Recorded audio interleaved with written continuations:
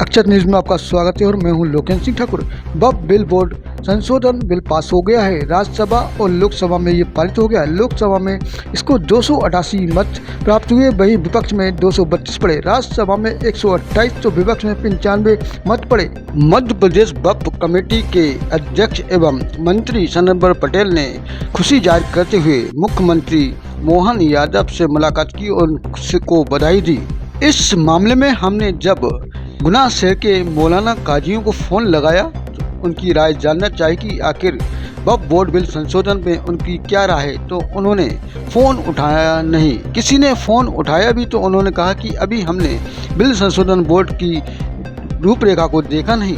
वहीं हमने रावगढ़ स्थित बेरखेड़ी के मदरसा एवं तहसील काजी जमीयत उलेमा हिंद के जिलाध्यक्ष मोहम्मद अनीस रहमानी से बातचीत की तो उन्होंने कहा कि वक्फ बोर्ड बिल में संशोधन करने की जरूरत नहीं थी, पहले जैसा था वैसा ही रहना चाहिए था।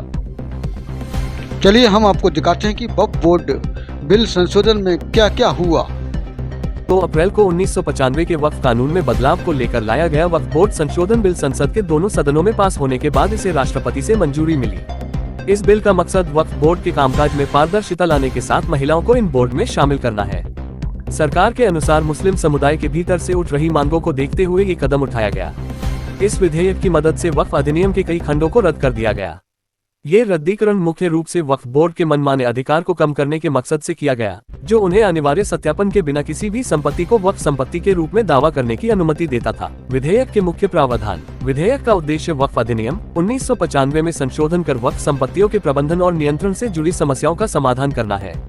विधेयक में प्रावधान किया गया है कि यदि कोई व्यक्ति अपनी जमीन वक्फ करना चाहता है तो उसमें विधवा या तलाशशुदा महिला या यतीम बच्चों के अधिकार वाली संपत्ति को वक्फ नहीं किया जा सकेगा। इस विधेयक के द्वारा वक्फ संपत्तियों के उचित प्रबंधन से इनका बेहतर उपयोग सुनिश्चित होगा और इनसे प्राप्त होने वाले लाभ समाज के विकास के लिए उपयोग किए जा सकेंगे। जब यह विधेयक कानून का रूप ले लेगा तो इसका नाम उम्मीद होगा।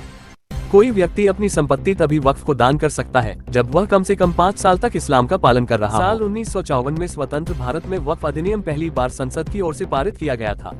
साल 1995 में इसे एक नए वक्फ अधिनियम से बदला गया, जिसने वक्फ बोर्डों को और ज्यादा शक्ति दी। शक्ति में इस इजाफे के साथ अतिक्रमण और वक्फ संपत्तियों के अवैध पट्टे और बिक्री की शिकायतों भी बढ़ गयी। साल 2013 में अधिनियम में संशोधन किया गया, जिससे वक्फ बोर्डों को मुस्लिम दान के नाम पर संपत्तियों का दावा करने के लिए असीमित अधिकार प्रदान किए गए। संशोधनों ने वक्फ संपत्तियों की बिक्री को असंभव बना दिया। रेलवे और रक्षा विभाग के बाद वक्फ बोर्ड कथित तौर पर भारत में तीसरा सबसे बड़ा भूमि धारक है। वक्फ बोर्ड भारत भर में 9.4 लाख एकड़ में फैली 8.7 लाख संपत्तियों को नियंत्रित करते हैं, जिनकी अनुमानित कीमत 1.2 लाख करोड़ रुपए है। उत्तर प्रदेश और बिहार में 2 शिया वक्फ बोर्ड सहित 32 वक्फ बोर्ड हैं। राज्य वक्फ बोर्ड का नियंत्रण लगभग 200 व्यक्तियों के हाथों में है। जिला वक्फ कमेटी के जिलाध्यक्ष जाकिर बावड़िया हमारे साथ मौजूद है और अभी हाल ही में भारत सरकार द्वारा वक्फ बिल संशोधन लाए हुए थे, जो लोकसभा में पास हो गया और राज्यसभा में पास हो गया। अब तो राष्ट्रपति जी की मुहर लग गई। हम उनसे जानना चाहेंगे जो वक्फ बिल था और उसमें संशोधन किया गया है वो कहाँ तक सही है, क्योंकि लगातार आवाज उठ रही है कि जो संशोधन किया जा रहा है वो मुस्लिम समाज के पक्ष में नहीं है। सबसे पहले तो मैं देश के प्रधानमंत्री नरेंद्र मोदी जी को शुक्रिया अदा करता हूं और साथ में मोहन यादव जी को भी शुक्रिया अदा करता हूं और हमारे मध्य प्रदेश के वक्फ बोर्ड के अध्यक्ष डॉक्टर सनबर पटेल साहब का भी शुक्रिया अदा करता हूं।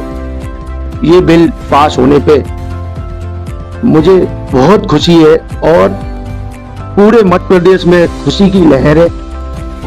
अब जितने भी कब्जा करे बैठे हैं जमीनों पर, अब इनका नंबर आने वाला है। जो बिल पास हुआ है, लगातार बिल पर कहा जा रहा है कि ये मुस्लिम के विरोध में है, मुस्लिम समाज के विरोध में है, तो आपका इस बारे में क्या कहना? और ये बिल पास हुआ तो मुस्लिमों को कोई सरकार कह रही है कि फायदा होने जा रहा है, तो किस तरह का उन लोगों को फायदा, कौन लोगों को फायदा हुआ इससे? 2013 में कांग्रेस सरकार में बिल आया था और अब ये बिल आया है गरीबों के हित में आया है और गरीब के लिए फायदा है इस बिल में, इसलिए गरीबों के हित में ही काम होंगे। जैसा आप कह रहे हैं कि बिल से सभी को फायदा है, लेकिन अभी देखा गया कि रमजान का महीना चल रहा था और इबादत का महीना था, इसके बाद ईद आई, ईद में सभी नमाज पढ़ी, लेकिन एक बात देखने को पड़ी कि नमाज पढ़ने लोग गए काली पट्टी बांधे हुए थे। वो बताया जा रहा था कि शायद वो इस बिल का विरोध कर रहे हैं। क्या कहना चाहेंगे इस बारे में आप? अरे साहब, ये लोग जो काली पट्टी बांधकर विरोध कर रहे हैं, ये कहीं ना कहीं जमीनों पर या किसी चीज पे बैठे हैं, इसलिए ये विरोध कर रहे हैं। और मुस्लिम भाइयों से मैं एक ही बात कहना चाहता हूं कि इनके बहकावे में ना आए, और ये बिल आया है मुस्लिम के हक में आया है, इंशाल्लाह बहुत अच्छे काम हो। कि अभी विपक्षी दल इस वोट का बिल का विरोध कर रहे थे, तो कांग्रेस की सरकार रही है, तो कांग्रेस की सरकार में क्या बब वोट को कुछ फायदा हुआ है या नहीं, बताइए। अरे साहब, कांग्रेस सरकार में मुसलमानों को कोई फ़ायदा नहीं हुआ। राधोगर में कब्रिस्तान की दुकानें जो तोड़ी गई हैं, वो 15 महीने की सरकार जब आई थी, जब दुकानें वहाँ पर बुलडोजर चलाकर तोड़ी गई।